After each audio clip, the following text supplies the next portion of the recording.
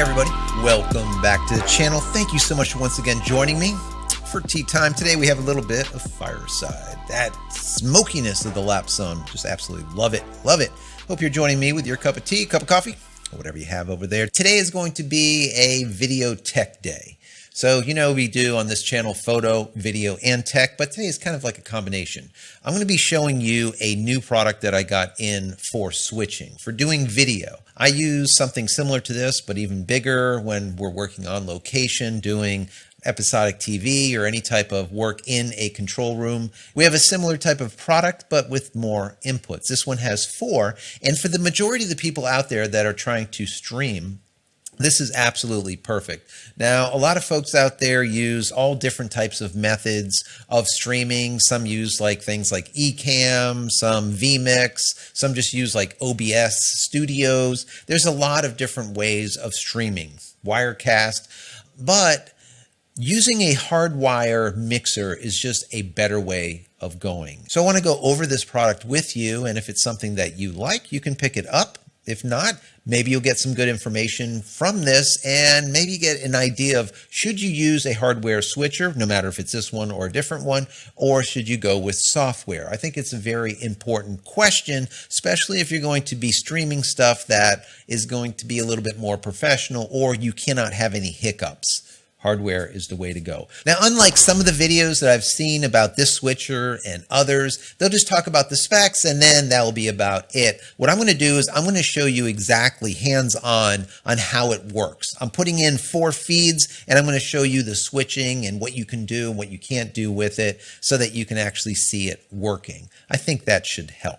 Now, this hardware switcher is called a FEELWORLD L2 Plus, and it's pretty cool. So I'm going to show it to you, but I want to read you the specs so you know exactly what's going on. Now, you know I don't like specs, but a lot of folks that are listening to this video, they want to know what the specs are of this switcher to see if it's something that they can use or possibly not. So starting out on the back of the unit itself, you have 4 HDMI inputs. That is HDMI signals coming into the unit. Also, you have 1 HDMI output. So if you want to send that to a monitor to be able to show the talent what is going on, you can do that also. There is a 12-volt DC power port on the back, and what I really like about this one, it is the screw type, so that in the middle of a broadcast, you can't accidentally pull it out, and all of a sudden, everything is gone. So that is also nice. Now, on the left-hand side, while looking at it, on the left-hand side, you'll see 1 RJ45, your network port. You also have 1 USB 3.0 port.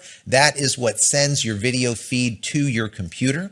And you also have an audio port in and an audio port out. Now, on the right-hand side, you have an on-off power switch. What's nice about that is in the old version, the L1, you didn't have that power switch. You'd have to unplug it and plug it back in. So having that power switch on the side is awesome. You'll also find a quarter 20. Now, that's great. So if you want to mount this on the top of a camera or on a stick somewhere, you can do that also if you don't want it just laying on the table. Now, on the bottom of the unit, there's no inputs, but what you can see is a fan. Now, this fan I'm going to talk to you about in a little while, but there is a fan for active cooling. And finally, on the front of the unit, you'll find these vents. And the vents are where that hot air that's being pulled through the unit using that fan are being ducted out so that you have that nice movement of cool air through the internals to keep it cool. Now, I want to get into some of the features so that you know exactly what this unit is capable of, and then after I'll show you some of these in practice, let's say, working. Now, to start out with, it does have that USB capture that does comply with UVC for live streaming, which is great. Once again, it does have 4 channels so that you have those 4 HDMIs that come into it, into the switcher that you can switch between. Now, the unit does show you PST as well as PGM, which is your preview and your program, so you know which is live.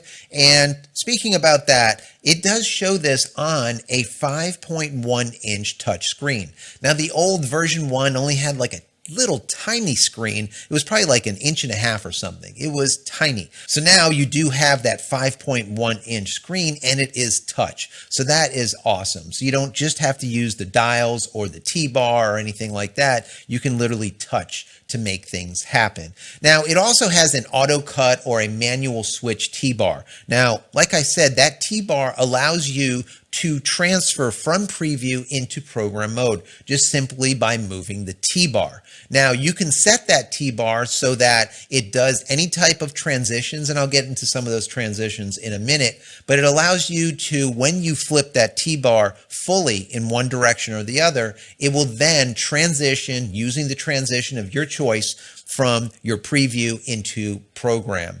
And it does it in a specific set period of time. So it could be a 0.5 second transition, a 1 second, a 2 second transition, however you want it.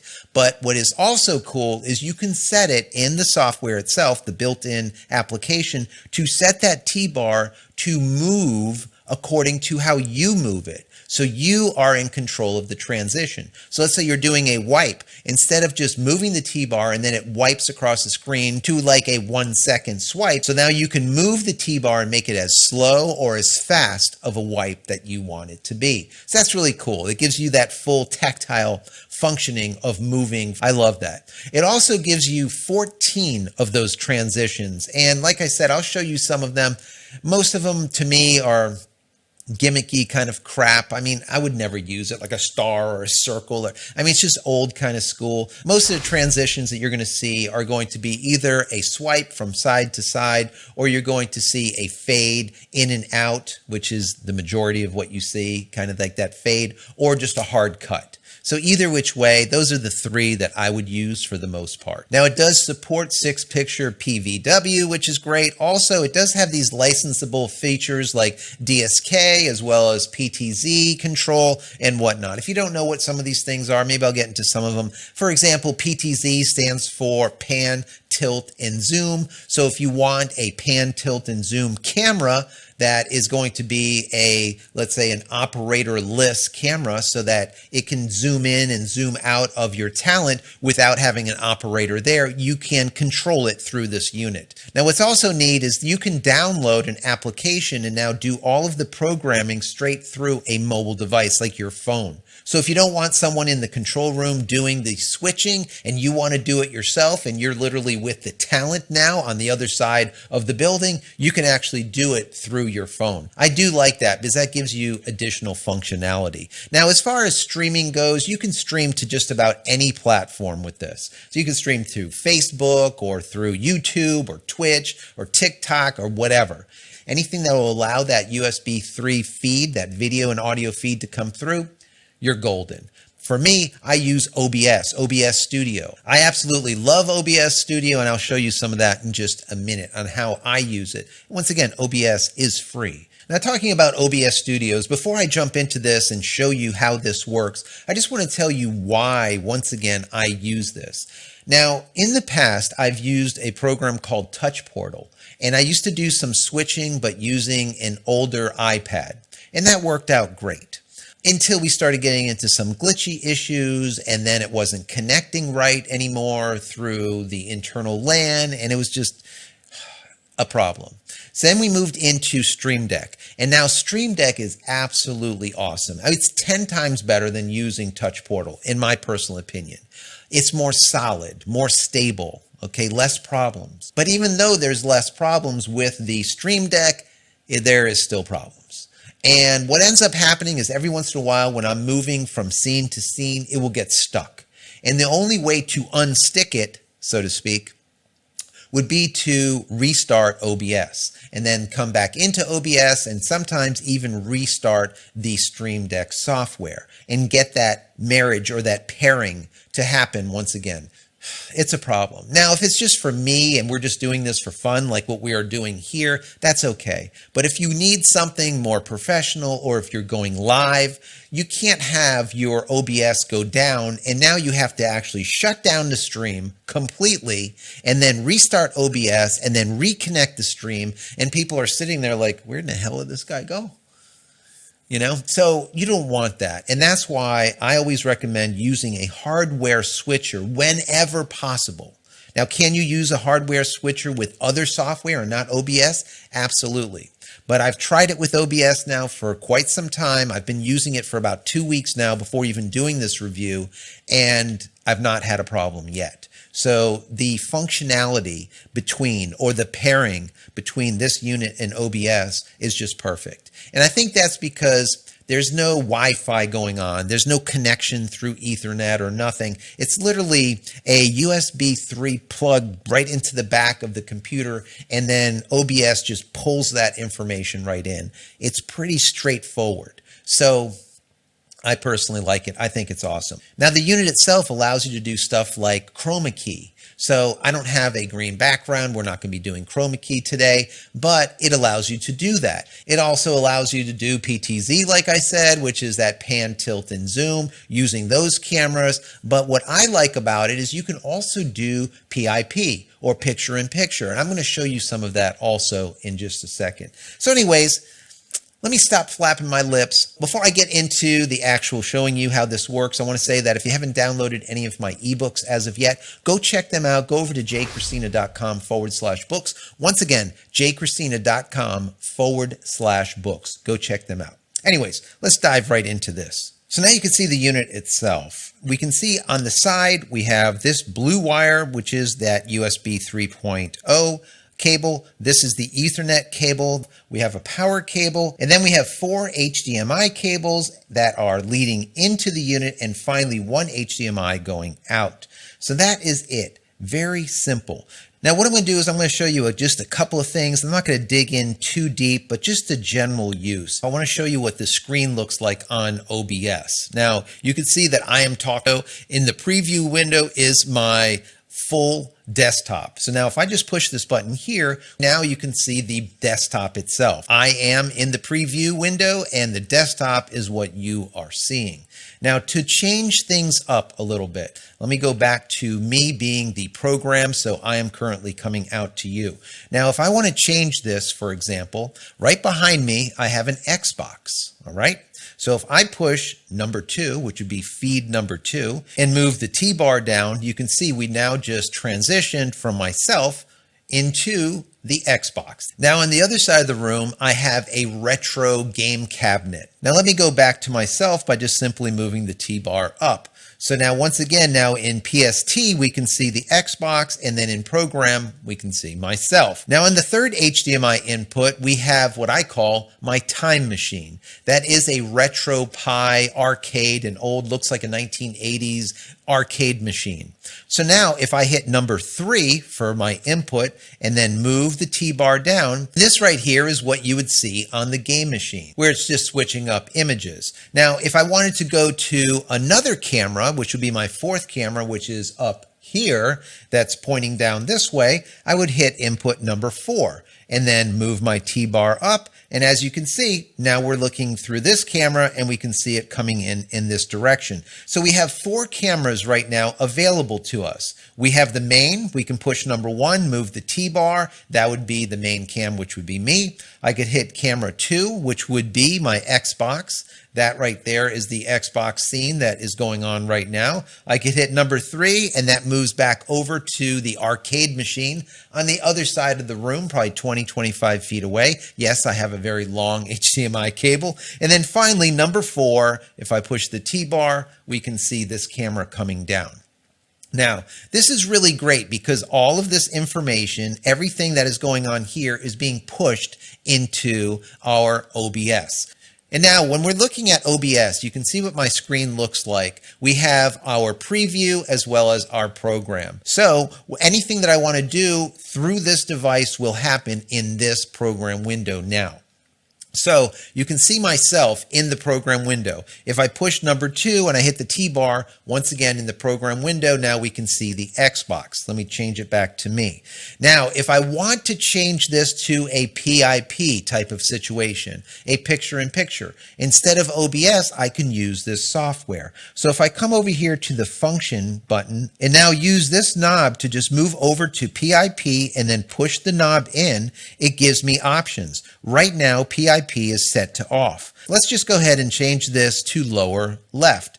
When I push the button, you can see here in the preview window or PST, you can see the PIP there. Now, if I move the T-bar up, you can see now in program mode, I am now in a small window on the bottom. And the Xbox is currently running. Now, what's cool about this is we can change this on the fly. So if I want to change this to, let's say, a background of, instead of the Xbox running, maybe I want the background of my hand. So I want to show you that. So now what I have to do is move the T bar once again over. What that will do is it will move that PIP to preview mode. And that's when we can make our changes. We cannot change PIP while it's in program mode or while it's being broadcast. So we use that T-bar to move over, and now we see I am here with that Xbox running. Now, if I want to change that Xbox to something else, I can tap on that window. It says Layer A. So I can change Layer A by just clicking down here to, let's say, my hands. So now if I move this T-bar up, you can see I have my hands here, this hand shot with the PIP of me talking to you at the bottom. So this is really cool to be able to do it like this, because now I can do this PIP any way I want it, and I can do it within the actual hardware. I don't have to do it through the Stream Deck, and that is really important. Now, once again, you can see my picture here in preview, which is the full view of me. If I move that T-bar down, and now once again, I am back, and it's only me. Now, if I want to change things up a little bit, I can do that also when it comes to, for example, transitions. If we transition back and forth, you can see it has that slow fade to it. If we want to change that to a slower fade or a faster fade, we can do that just by simply hitting that function button and select the very first option, which says mix.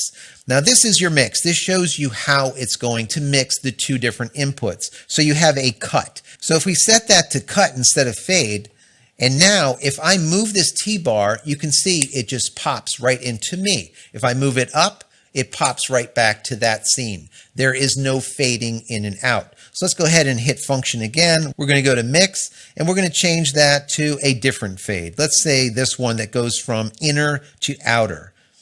Perfect. And now let's go ahead and switch that. So you can see it moves from the inside to the outside. Once again, I'll move it this way, and now we have my hands. I move it back again, and we have me. To me, this is kind of like hokey, kind of 80s.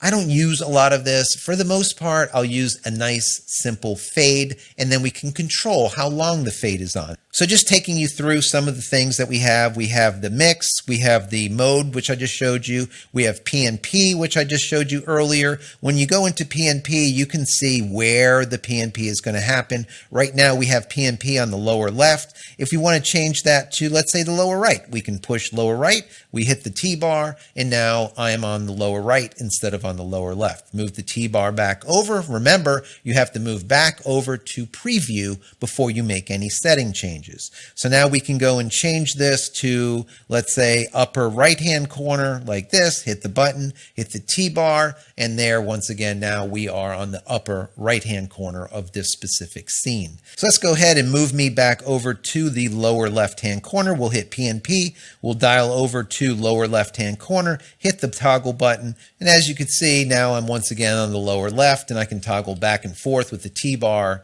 and that's basically it. Very simple. You can also change whichever you want inside that PNP. So if I don't want myself in PNP, I can switch these around also. So now after PNP, you have your PTZ. If we push that in, once again, this shows you the settings for that PTZ camera. You would set this IP address to whatever the camera is going to be, and then this will allow you to set things up, your zoom, your focus, your pan, your tilt, and it allows you to make those modifications or movements right through this unit. And now next to PTZ, we have something that's called logo. So that allows us to watermark or stamp or put a logo on our video. Now there's one other thing that is in this menu, and that's Chroma key. If we click on Chroma key, it allows you to set the mix, the minimum, the margins, and what is going to be the key. Is it going to be green, cyan? How is it going to be set up? It allows you to set this and forget it so that this unit itself will be doing your Chroma key instead of software. Why is that much better?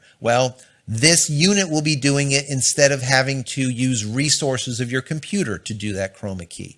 That's fantastic because now that's one less thing that can go wrong once again with the software. Also, you sometimes get some latency, some lag when Chroma key is being used because there's a lot of processing going on. Now, this unit, once again, is doing it all for you. Now, there's one other thing in the main menu that I want to go over to. I'm not going to get into all of these settings, but if we go all the way to the very last one, it's called Settings. I push the button. Now, it allows you to set for English, fan speed, reset, a serial number. I'll blur that out. But the main thing that I want to show you is the fan speed. Now, normally this fan speed is set for 3, and if I push that, let me let you listen to that. I'm going to move my mic down a little bit so you can hear this.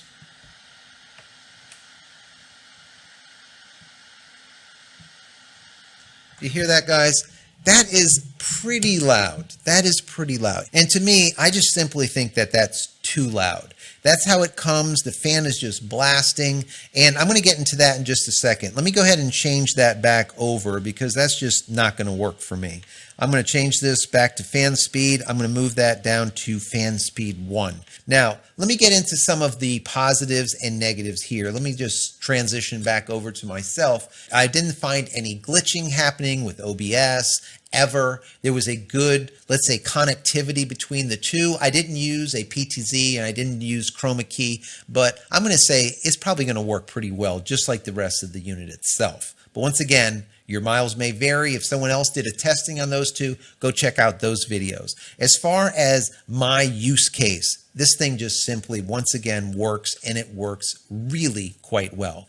I absolutely love this touch screen because being able to touch things and just getting things to happen just with a touch, that is absolutely awesome. Being able to take your layer 1 and your layer 2 or your layer A and your layer B and switch them just by clicking on things instead of moving, it's just so simple and so quick. And if you're in a control room, trust me, this is what you're going to want. You're going to want something really super simple, easy, and to be able to move things around without having any kind of problems. PTZ, once again, is awesome if you do not have a camera operator. Now, like when I'm doing like an episodic TV thing, or if I'm doing any type of video that most of the time we're going to have 4 cameras going, 5 cameras, there's going to be an operator on all of them. Maybe on a main cam, on a wide shot, there won't be. You'll just be on a sticks and call it a day. But for the most part, all the cameras are going to have some type of operator because you're going to want a zoomed in or a tight shot. You're going to want a wide shot on the camera. You're going to have like an OTS, like an over the shoulder type of shot, all different types of things. And a camera operator just simply makes it very, very simple. Now, if you do not have a camera operator, it's not in your budget, that's when you look into these PTZ type of camera units. And you can get some really good PTZ units that cost, $8 grand. But for the majority of them, they're a few $100, $500. Some of them are 4K. A lot of them are 1080. I don't like them because you cannot change the lens. Your depth of field is kind of what it is. It's almost like shooting like a high-end webcam. Also, having that remote control, whereas you can download an app. I'm not going to show you that, but it works out great. So that if you have, for example, a producer that is on set at the location where your talent is, which is normally not in the same location. I'm going to get into that about fan noise in just a second. And they are in that room where it's dead silent and they want to make a change. Instead of you making the change from, let's say, the control room, they can make that change immediately right from the phone. That is really cool. Or an iPad or whatnot. I like that. That's really cool. Also, you have this one-time purchase thing so that you can buy this unit for, let's say $500.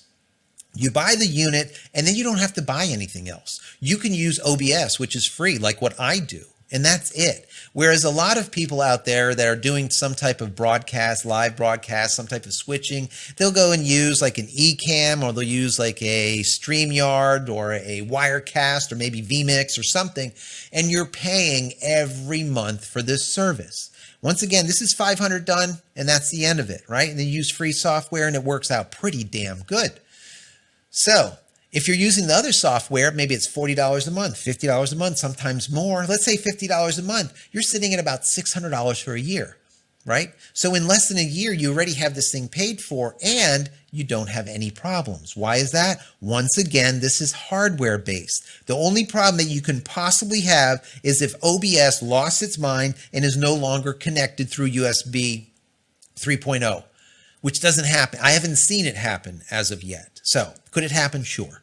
So for the most part, this is the way you're going to want to go if you're going to do a broadcast that you want a little bit more professional, let's say. Or if you're doing a broadcast and it's just you and you cannot have someone else like staying on top of it and fixing any kind of problems that happen in between switching from, let's say, scene to scene, like you would, for example, with a Stream Deck. Now, I gave you all of the positives. Let me give you a couple of negatives because these are important, I'm sure, to a lot of you also.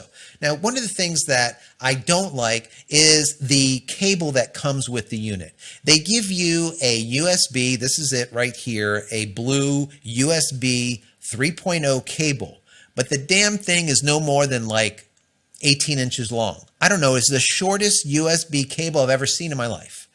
Why they do that, I don't know. It doesn't make a lot of sense. I mean, I get it. They want you to go and use another one, something else that you have. But even to use this, I could not even get this into my computer that's underneath my desk.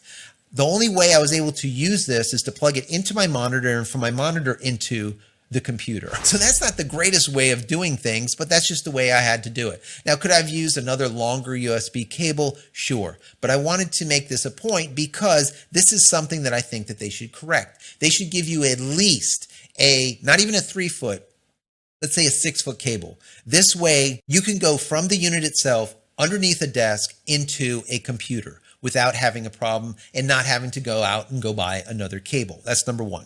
Number two, one of the things that I don't like about this is that fan. Now, to me, I think what they should do is throw a couple of extra dollars into a better fan.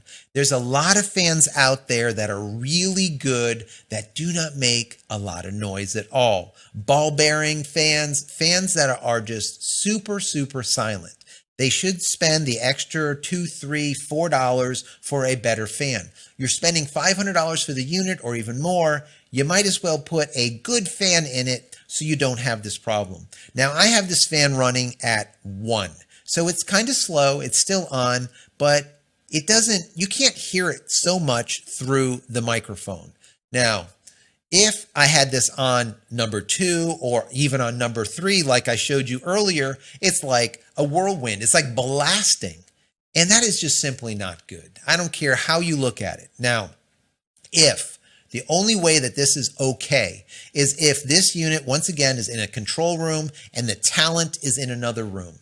And that is how most of the time things work. But with a smaller switcher like this is not going to be used by a professional setup that has 8, 9, 10 different inputs or even more.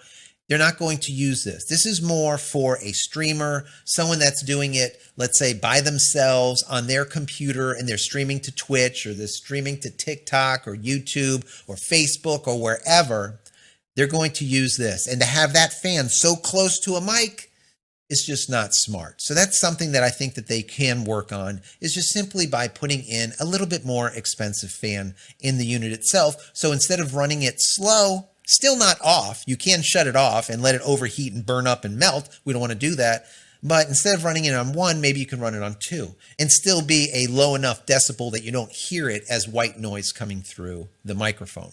So I hope you've enjoyed this video and maybe learned something. Maybe figured out if you want a software switch or do you want a hardware switch or something like I do, a hybrid of the two, where we have a hardware switch and software simultaneously working together in unison, and hope that it works.